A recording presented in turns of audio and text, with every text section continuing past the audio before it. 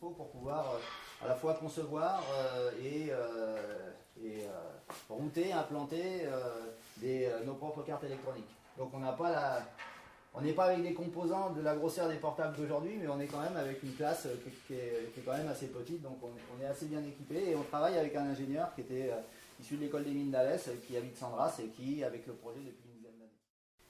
Et ça, c'est à l'intérieur du pavillon, de manière à pouvoir atténuer le son, parce que les sirènes, ça a beaucoup de volume sonore, et c'est pas possible d'être à côté d'une sirène.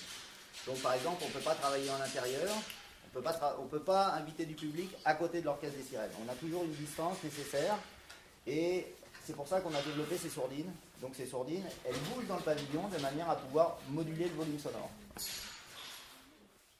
On les a installées sur la mairie de Paris, par exemple. On les installe sur des arbres. On les installe sur des terrasses, on les installe sous le pont du Gard, on les installe sur des bateaux. Donc à chaque fois, il faut pouvoir les positionner. Parce que les sirènes sont assez grosses, hein, c'est assez gros et c'est assez lourd. Et ça, c'est la dernière création, ce sont des voitures. Ouais, ce sont des voitures avec un trou, avec des roues directionnelles partout, des suspensions. Alors en plus, c'est des suspensions qui sont intelligentes et qui permettent d'avoir une voiture qui a un mouvement dansé en accord avec la musique. Donc ça, c'est de la création pure. Avec des mâts, donc les mâts ne sont pas installés, il y a juste celui du milieu qui est incliné. Et donc on a 2 voitures pour un orchestre de 7 sirènes. Et l'idée est de travailler dans la ville avec des espaces qui ont des sonorités différentes, une petite place fermée, une place un peu plus ouverte, un tunnel, des artères dégagées, des ronds-points. Alors sur les ronds-points, on s'amuse beaucoup parce qu'on tourne à toute vitesse autour du public.